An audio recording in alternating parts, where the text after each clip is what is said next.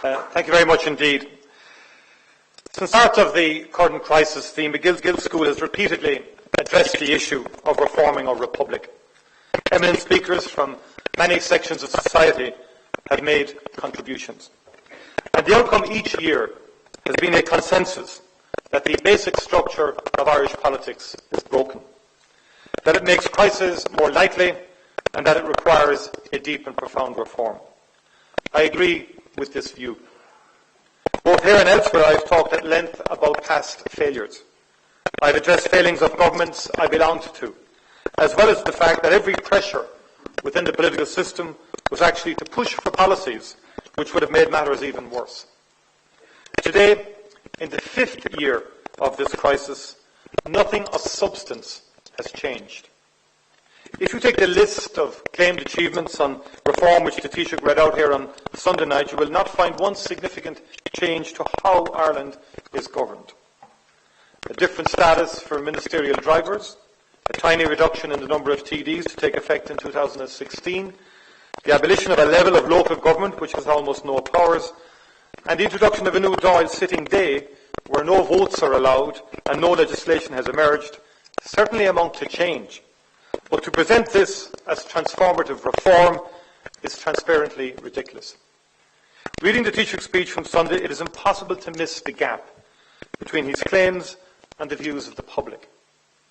At the heart of government in a democratic republic should be public trust in government.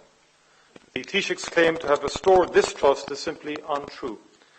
Last week, the European Commission published survey results showing that 77% of Irish people do not trust their government. And 3 years ago, in the white heat of the crisis, the figure was 75%. What is important to know is that this low level of trust in government has nothing to do with taking tough budgetary decisions. Trust improved significantly immediately after the general election, but collapsed quickly, and well before the budget of 2011. This was a government elected with an unprecedented majority and on the promise of radical action. It also carried with it the goodwill of the whole country. I have no doubt those high levels of public dissatisfaction and distrust, which incidentally are rarely mentioned in the media, link directly to the failure to show any interest in real reform of our system. In October, there will be a referendum on making over 40 changes to the political provisions of Bunreacht na hÉireann. It marks the defining moment of whether or not there will be any political reform in Ireland. Never before has a government produced an amendment which involves so much change and so little reform. The government's proposal ignores every lesson of the recent crisis.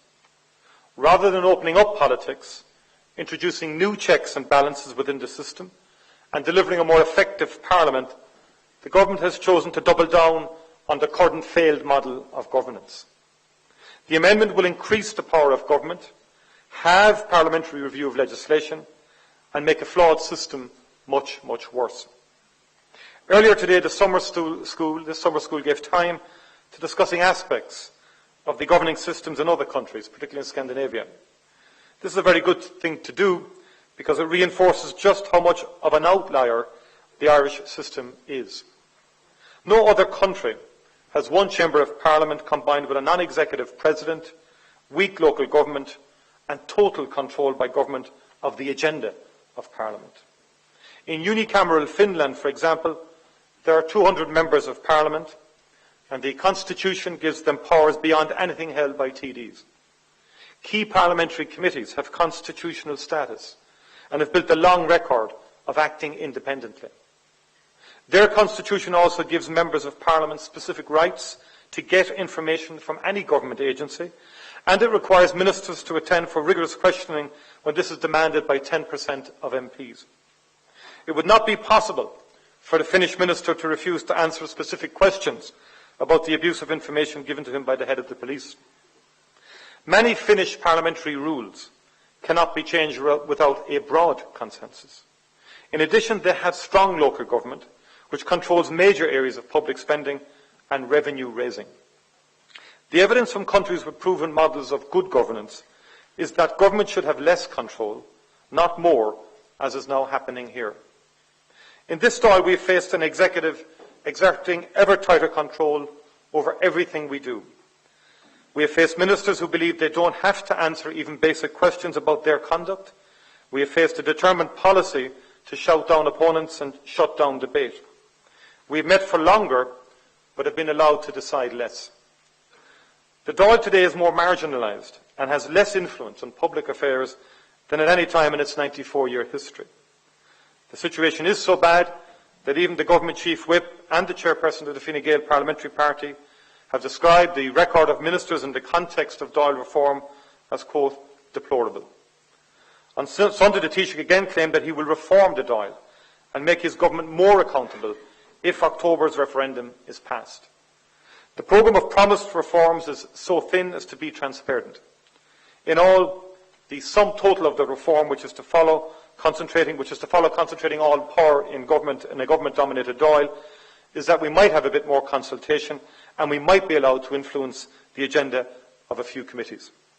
The reality of how little this means was summed up unwittingly by the Taoiseach recently when I sought reform of Taoiseach's questions. I was asking the Taoiseach during Taoiseach's question time about Dáil reform.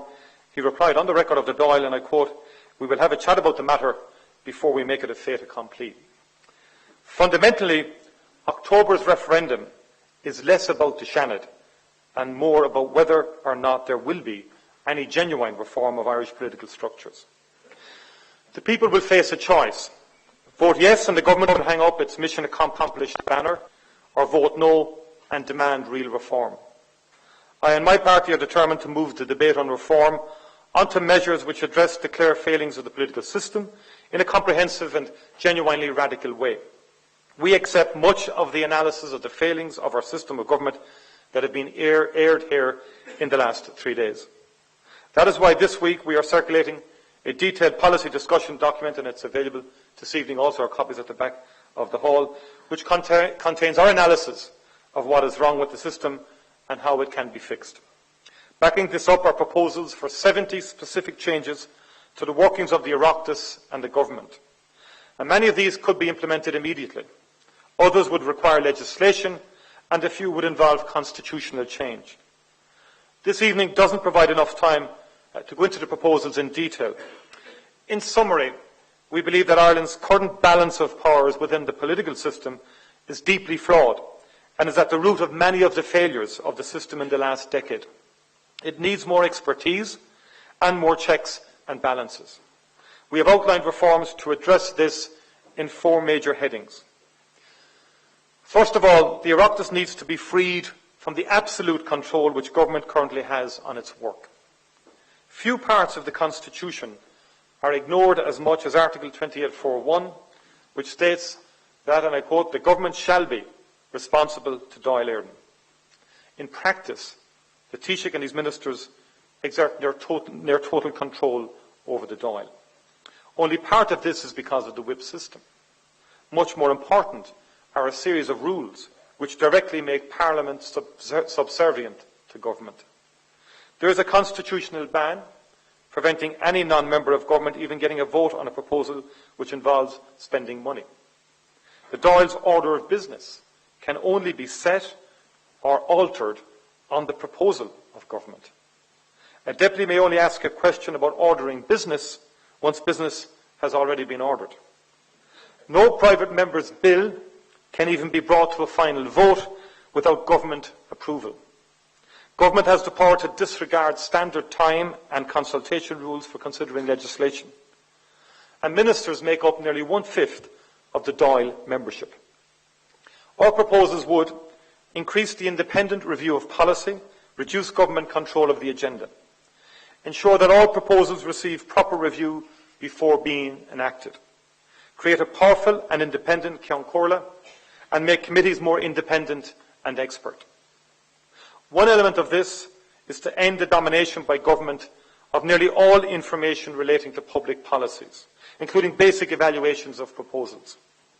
This can be done through establishing an Oireachtas Office of Policy and Economic Oversight, along the lines of the Congressional Budget Office. Staffed by independent experts, the first stage of considering any proposal before the Oireachtas would be an independent evaluation of its costs, impact and policy justification. In addition, we are proposing a procedure called regular order, which would set out minimum time and information requirements which all measures would be subject to before they could be passed by the Oireachtas. This could only be amended in a genuine emergency or with cross-party agreement. It is modelled on the practice followed in many European countries. Next, we believe that the work of ministers and government must be reformed. We propose changes to how ministers are appointed, how their work programme is set, and how Cabinet itself operates. A key part of this is to open up ministerial office beyond professional politicians. Countries with more successful records than ours have no difficulty making ministers fully accountable when they are not members of Parliament, and we could too. While changing rules for Cabinet ministers requires changing the Constitution, which we support, allowing experts to become ministers of state would only require legislation. We have a modern economy operating in a complex international system.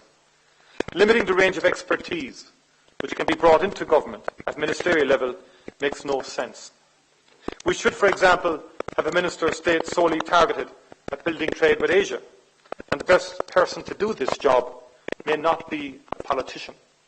And whilst now I can't obviously discuss all of the institutions of state, it has always surprised me, as a former Enterprise Minister and Foreign Affairs Minister dealing with the external side of Ireland Inc., how little and how poorly our political and institutional system is aligned to our core economic objectives. We have to export 90% of everything we make, yet our political system, parliamentary system and administrative system is not actually designed to fulfil that core objective.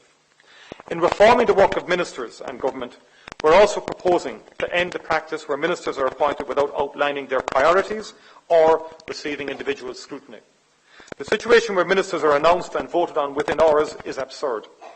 Our proposal is that at least 2 days elapse between the nomination of a minister by the Taoiseach and a Dáil vote, with the nominated person obliged to speak during the debate and to address their intentions in the role.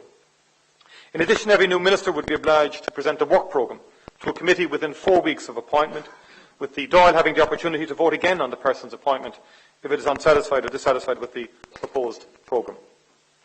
Politics and personality are too central to the business of nominating ministers, and it's about time that policy and expertise were included in the process. Next, we need to reform the daily work of the Oireachtas to make it more effective. The issue isn't how much time we spend in Leinster House, but the quality of our work when we're there. We have set out a lengthy series of specific changes to deliver a Parliament which is expert and independent in its work. And finally, we have set out reforms to electoral procedures. Amongst other things, these would make the administration of elections more independent and would tackle the widespread abuse of funding regulations by independent groups and referenda. The government's model of reform is to make minor changes, but accelerate the drift of all real power into the hands of the Taoiseach and whichever ministers are allowed into the discussion. If this continues, Ireland will be unique in the developed world for the amount of power it concentrates in the hands of ministers. Most of all, it will spell the end of any realistic hope that Irish politics will be reformed. Since 1937, our economy and society have changed in many profound ways. Our people have a dramatically higher level of access to education. They work in industries which have only existed for a short period, and they live in different communities. The Irish people and our country have changed, but our political system has not. There is no doubt that basic political structures of this republic contributed to the crisis. A parliament which spent more time debating greyhound doping than financial regulation in the years before a financial meltdown is flawed in a systemic way. If we do not implement genuine systemic reform, then no matter how soaring the self-congratulatory rhetoric of the Taoiseach and his ministers will be, we will not have learned the lessons of this crisis. Thank you very much indeed.